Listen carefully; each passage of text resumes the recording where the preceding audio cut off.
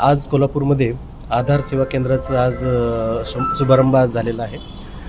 हा सेवा केंद्र हा पासपोर्ट सेवा केंद्राच्या धर्तीवर एकदम मॉडर्न पद्धतीने हा एक सेवा केंद्र तयार झालेला आहे. तर कोल्हापूरमधल्या सगळ्या नागरिकांना माझं आव्हान आहे की या सेवा केंद्राचा आपण लाभ घ्यावा. या सेवा केंद्रामध्ये आधार नोंदणी ही पूर्णतः विनामूल्य आहे आणि बायोमेट्रिक अपडेट असतील किंवा काही अपडेट करायचे त्याचे जे शुल्क जे शासनाने ठरवले तेवढे शुल्क इथे आकारले जाणार आहे आणि अत्याधुनिक पद्धतीने हे आधार केंद्राची सेवा चालू राहणार आहे.